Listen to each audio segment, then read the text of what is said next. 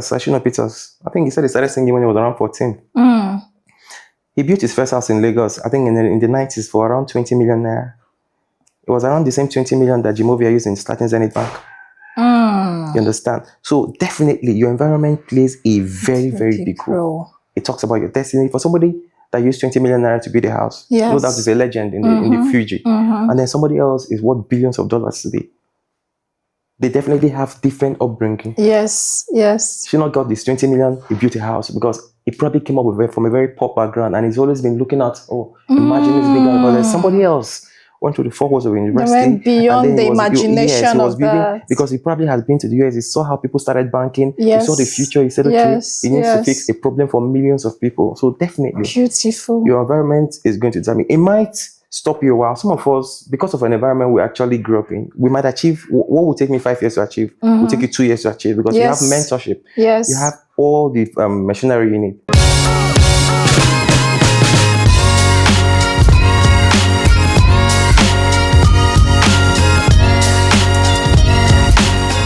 This is not therapy. This is not judgment. This is truth. My name is Uchenna Emmanuel Iwajoko. I'm really excited to be here. I've always believed that the environment we grew up in plants something in us. But what we water determines what grows. So I'm excited to unpack this, whether what we call destiny is fixed or if we have the power to bend it through awareness and healing. Hi, Uchenna. Hi, how are you? I'm very well. I'm so giddy to have you here. I don't know why. Thank you. But thank you for coming on the Trauma of Bad Character podcast. Thank you so much. Thank you. Okay, so first of all, by the way, please tell people what you do. Okay, I'm in tech.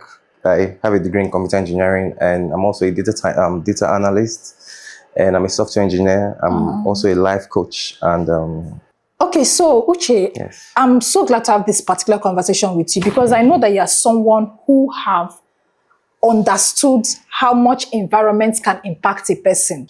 And to be very, very honest, I have also been there. But I truly want to hear from you. And I want us to start this conversation by understanding if truly environment can be a deciding factor for a person's destiny. Is it really true? Thank you very much for that question. The truth is, whether we like it or not, the environment is always our first teacher. You understand? For a child that's actually growing, the environment is your first teacher.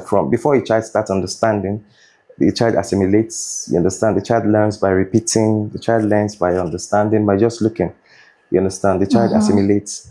So basically, if a child grows up in an environment where he sees people being encouraged and everything, that child grows up with confidence. But if another child grows up in a place where there's chaos and everything, that child grows up with a survival instinct. Yes, so the environment plays a huge role. It's definitely our first teacher. Yeah, I like that you said that it's our first teacher. So in being our first teacher, is there a possibility that a child decides not to learn from that teacher? Is it automatic that as long as you are in that environment, you must learn from that teacher? The truth is this, as much as we don't choose the environment we're born into, we don't choose the family we are born into, you can't choose the environment you grew up in. You understand? Because the truth is that before you are able to leave a place physically, you need to have left that place mentally first. You understand? And we're basically limited by what we see. You dream as far as what you see. You imagine as far as what you see. So you don't have that choice. But at the point, your environment, by your environment, I mean your family, your parents, your immediate family tends to play a role. I mean, you see certain families that live in the ghetto, but they try as much as they can to send their kids to school in town to ensure that these kids are not limited by the walls of where they currently are. Yes. I mean, the parents have been around for longer. They know that there's something out there. You know, when we were younger, you understand, before the advent of the internet, before the internet blew up, the only way we get to see things, probably apart from the movies, we get to watch satellite TVs. So that way we get to understand, okay, there's something out there. It keeps us asking ourselves questions. How can we get there? Yes, how can we get there? It changes our opinion. It changes our mindset. So basically, a child does not have a choice. It's at a particular stage in life that you can actually get to make that choice. But what you see as a child, it starts building. You understand? It's like a building block. Yes. It's like a Lego. It starts building little by little. You understand? Okay, when you have that freedom, when you have that will, when it's time enough for you to leave, when you know you're just going to launch into the deep. You're not going to. You just have to do it afraid. Okay, you said something earlier when we were having a conversation. You said that we don't start life with values, but we start life with patterns. What are some of these patterns that you think some of us started life with? Now, personally, I'm just thinking back and I'm realizing while growing up, the people around me, in fact, when I was in primary school, I started writing. So when I see novels, I try to replicate them in my own way. I will actually buy a book, maybe 40 leaves, and I will disturb my dad to buy me an extra 40 leaves and all that. And then I will get it, I will remove the back, I will paint the front into my own imaginary storybook. If it is Ada went to the stream, I'm drawing Ada on the first page, I'm putting Ada carrying a bucket, and I'm writing stories inside this book. But I realized that the people around me, they were not interested in all that. You know, the other children felt like it was a waste of time. Why are you busy writing storybook when you should be playing and all that? So those patterns that I wanted, those patterns that I needed to see to groom that potential in me, I did not see it. And so it makes a lot of sense when you say that we don't grow with values, we first grow with patterns, because I believe that what you mean by that is that as you see these patterns, then you begin to grow. So can you throw in more light into that, you know, growing with patterns and all that? Yes, thank you very much for that question. So basically, you know, like I said earlier, I'm going to reiterate, you understand, as kids, we don't really grow up with values at first. You understand? We grow up with patterns. You get? That is why before a child, one of the first things a child says first is a particular word a child hears over and over again, repeatedly. You understand? If a toddler has an elder brother or an elder sister, you understand, that conversation they have most of the time. If it's a first child, there's a higher tendency that the first thing the child will say is Papa or Mama. You understand? Because those are probably the things the parents are always telling the child when they're trying to play with the kid. Yes. But in your own case, why I say it's patterns. Now, one way or another, you might have seen something. You might have come across a relative, you understand, that likes to read. You know, like I said, the power of the mind was probably one of the best gifts God gave to mankind, the power of imagination. Because the truth is, if you don't imagine it, you can't be it. You can't be it. You just cannot be it. So those patterns you see, you watch people. Growing up in Kano State, I was born in Kano State. Okay. You know, I remember there used to be a school in the house we live in. It was a very big house. You know, other tenants, they had a school, a mini school. They were actually running a crèche and other things there. So I got to realize that I was doing better than my peers, not because I was the smartest, but the moment I come back to the house, there's another school. So it was like a competition. Oh, nice. It was repeated. So some of the things that became effortless for me was really, really difficult for some people. So it made myself and my siblings finish up on time. So in your own case, the reason why you felt okay, you were not having a really repeated pattern. You loved art, you loved novels. Something, trust me, something or someone might have triggered that in you. Somebody must have made, okay, this child is probably very talented, or you love stories. You must have seen something. You probably read your dad's newspapers. You probably go to any of those columns. You know, back in the day, there used to be this Tell magazine. Yes. You probably used to go there to see something. So it's, it inspired you because you started reading earlier. You started understanding words earlier. That was what drove you to actually do those things or like those things. So that's basically it. It's definitely a pattern, not values. So there are always patterns that are left for children. There are always patterns. It's always traits. You just have to connect the dots. Some kids are able to connect it faster than some. Okay, nice. So children who now grow up in an environment where there are no good patterns, so to say, or patterns that are authentic, or patterns that are extraordinary, or patterns that will lead you to a particular type of future, which is the environment we're talking about, right? So what happens to them? What is the struggle it takes to come out from that pattern or from that environment? Because now, okay, if you grow up in an environment where you see patterns of people, your dad likes to read storybook or listen to radio, because now that you're saying it, I can begin to think back and realize how my dad used to force us to listen to stories on radio. I remember Ifo Chapi I don't remember the particular days they do it, but the moment you hear Ifo Chapi, you have to leave whatever you are doing. Even though you were on an errand that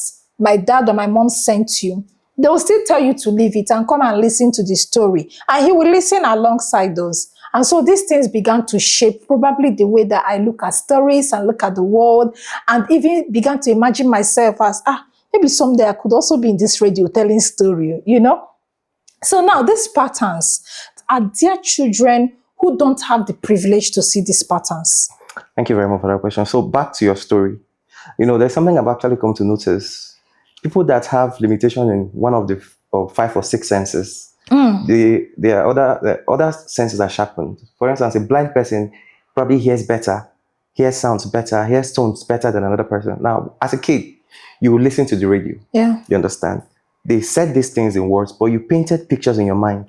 That was what drove you to start painting these pictures, writing these novels, interpreting it in a way you probably want to understand or interpret it. It was probably said in Igbo, just like you said. But the thing is, you were painting pictures. You know, you had you had the opportunity to probably be in a family where your dad tried to force you to study, to listen to this. Some kids that were actually born in environments where they don't have this privilege, they live in a cubicle, in a 4 walls. Some kids' life is a triangle: school, church, or mosque. And then one thing, or the market, or it's just like a triangle. And there is only one pattern of thinking. Exactly. You understand? Now, being a data scientist, thank God for the advent of AI. You understand? What you teach, the one thing the AI does is called machine learning. You understand? So a kid is just like that. What you throw in repeatedly, you understand? The system, the AI gets to understand how you think, your reasoning, how you ask questions, the things you're interested in. So, because if you go to ChatGPT now and just say, from my prompts, tell me what you think about me, you'll be amazed to bring it out. So that is exactly how the human mind works. So for kids that are only exposed to some of the things their parents know, it can be very limiting. Take for instance, if you go to the Big Brother house, I mean, I want to skip those levels and go to the Big Brother house. You notice that some people are so limited. They feel so intimidated, probably because of what growing up was like. But you see some of them that are actually forcing it. You could tell that this person is actually forcing it. Yeah. Some of them just become it. So for those kids that don't have the opportunity to grow up in an environment where, for instance, growing up in Kano, I think I only went for excursion twice. One was to the zoo and one was to the airport. I never went for any.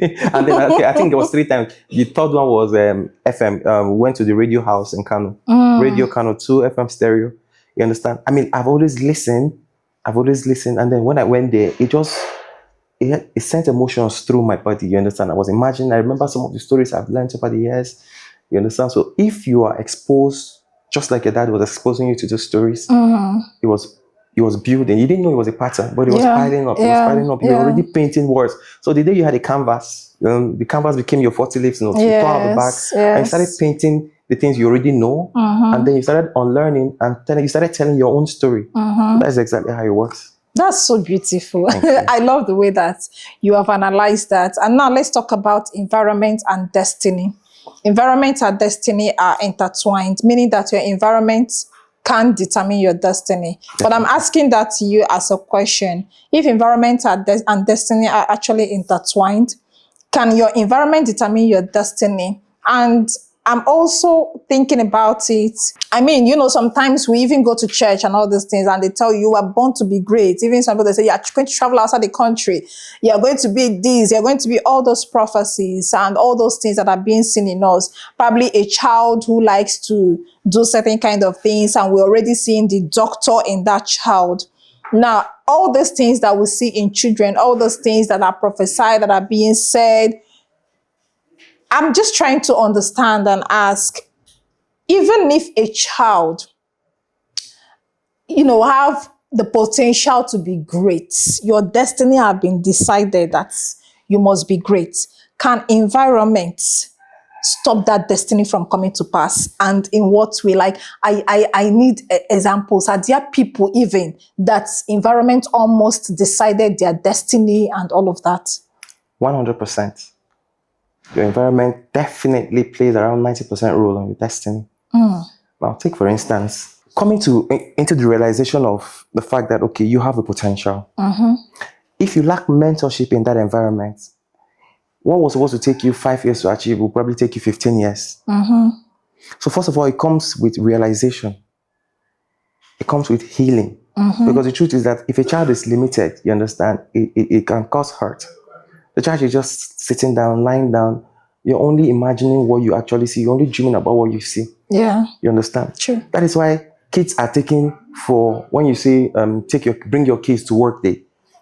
You talk about career day these days. We don't have it when we're growing up, but these days they expose these kids to these things. Yeah. And this kid is like, Mommy, I think I want to be a doctor when I grow up. Yeah. Maybe you take a child to the court to experience a court session, and the child sees how a family is so happy, and maybe the verdict was in their favor, and the child loves how that lawyer handled the case. Like, Mommy, I think I want to be a lawyer when I grow up. Compared to a child that probably just stays somewhere in one village that has nothing to look up to, nothing at all to imagine. You understand? If a child, take for instance, we were having a conversation earlier that kids that were actually born in Lagos and back in the day in Jos, they tend to have this confidence. Yes. They tend to explore more. They tend to take more risk compared to us that were born in the north. True. You understand? We're not allowed to dream about certain kind of things. Growing up, if I go to play football, I used to be beaten a lot. You understand? But in this case, you see kids in Lagos. That is why most of the musicians are actually coming up from Lagos. Yeah. Because you understand that, okay, because of how Lagos is situated, because of the history of Lagos and how exposed it is, kids are allowed to be themselves. Kids are not limited to, you're going to be an engineer or a doctor, because families have seen, or parents have seen that, okay, this person was a musician and they did exceptionally well. This person was this and they did really well. I mean, look at back in the day, I think in the early 90s, Shino Peters, I think he said he started singing when he was around 14. He built his first house in Lagos, I think in the 90s, for around 20 million naira. It was around the same 20 million that Jimovia used in starting Zenith Bank. You understand? So definitely your environment plays a very, very big role. It talks about your destiny. For somebody that used 20 million naira to build a house, no doubt is a legend in the Fuji. And then somebody else is worth billions of dollars today. They definitely have different upbringing. Yes. She not got this 20 million, he built a house because he probably came up from a very poor background, and he's always been looking at, imagine it's bigger, but there's somebody else went to the four walls of the university. They went beyond the imagination of that. Because he probably has been to the US, he saw how people started banking, he saw the future, he said, okay, he needs to fix a problem for millions of people. So definitely, beautiful. Your environment is going to determine. It might stop you a while. Some of us, because of an environment we actually grew up in, we might achieve what will take me 5 years to achieve, will take you 2 years to achieve, because you have mentorship. You have all the machinery you need. But on the other hand, I might be limited, so it might take me longer. Back in the day, it might take a teacher that really loves you to come and convince your parents to allow you go write the exam. So it takes those, God bless those teachers. So if you don't have such mentoring, you're not going to be able to heal. Yes. And until you heal, you can't break through from that environment. Because your mind needs to break free first before your physical body breaks free. Yes. 10 years ago, I was just looking at, I just saw a picture today on Facebook. I saw when Victor Osimhen won the under-17 high school score. Okay. You understand? Now, Victor Osimhen grew up in Olusong. I think that's what they call it, Olusong in Lagos State, Nigeria. Victor Osimhen, after winning that golden ball and the under-17 World Cup, he was signed by Wolfsburg in Germany. And then when he got to Wolfsburg, he couldn't perform. And then when they got to understand what was happening, they realized that he's had malaria in his body for years. Malaria has tainted his bloodstream. So Wolfsburg didn't have the patient wait with him, but it took a particular Charleroi in Belgium to welcome him, treat him, give him time to rest, and then today he's a player that is worth over $120 million in the value market. So your environment determines. You understand? It doesn't only determine your mind, it also affects your health. Yes. It affects everything about you. Like I said, it is your first teacher. It is the first thing that builds you. So whatever you see, whatever pattern you see, it determines. If you see kids, I went to the US, you start thinking about the US, so bring pictures, bring gifts for me. But then when you say, okay, I went to so and so place, I just went to, you're limited. Yes. So your environment affects your health, affects your mind, and affects your productivity. I love that. That has been a lot. And I am very sure that someone is taking something out of this and thinking, how do I break through from my environment and the trauma that it limits me to? Because I know that is the one important question that we need to take home. So that's the last thing that I'm going to ask you. Can destiny be changed even though your environment is limiting? Can your destiny be changed? Can people really break out of environments at the time that they are supposed to break out? Okay, if you asked me this question some 25 years ago, my answer would have been different. Okay. You understand? With the advent of the internet now, you understand, the world has actually become smaller. Yeah. You understand? I mean, if a parent knows that, okay, as much as I cannot take my kid to the US on holidays, I can actually get the child a laptop or a computer, and the child can actually get to see the world through a screen. So that screen, tends to amplify what the child believes, what the child can see. That is why these days you see almost every family buying a tablet for their kids. You understand? So because the world has become a global village, the SpongeBob SquarePants that a child is watching in America is the same SpongeBob SquarePants the child is watching in Poland, and the same thing a child is watching in Nigeria. Which is powerful. You understand? So you could tell that there are kids that have accents these days. They've never been out of the shores of Nigeria. They don't go to British schools in Nigeria. They just simply learn those things from watching cartoons or from whatever they watch on YouTube, on the internet. So the internet has come to play a very, very big role. That's why I said if you had asked me 25 years ago, I would have given you a different answer because the internet hasn't blown up now. But today, trust me, I think today the environment might still play some role, especially when it comes to confidence, because a lot of nerds are amazing when they are in chat rooms, you understand? But when you meet these people, they are introverts. You understand? So it takes your child, your parent, or it depends. If your environment is the type that gives you the opportunity to actually interact more, it breaks that fear, that barrier of fear.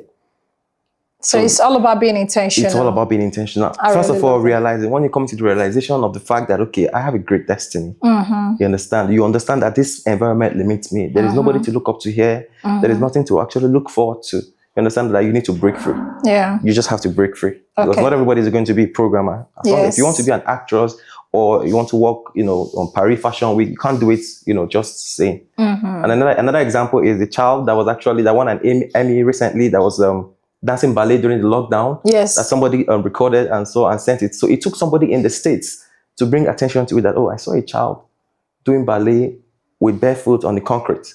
So that child is in the UK, dancing in one of the biggest ballet schools in the world. So, like I said, times are changing. Yes. And the environment, nobody would have thought that child would be dancing or would have even won an Emmy. You understand? But because of the internet, you understand? It's sort of closed that gap. And it's gradually beginning to bring down those walls. Exactly. I really love that. Uche, thank you so much. I already knew that this conversation would be so great. The last thing that he said sounds more like take charge of your destiny. Exactly. Because we cannot just keep, giving excuses and being limited by our environment. Take charge of your destiny. A lot of people, even in this environments that are limited, so to say, have basic smartphones. It's true. And they are still complaining. So, but there must be something that you can do. But you can only do that if you're intentional and you're willing to take charge of your destiny. Uche, again, thank you so much for having me. Guys, thank you for watching Trauma or Bad Character Podcast. I'll see you in the next episode. Keep watching, subscribe, and share to your friends. Mwah.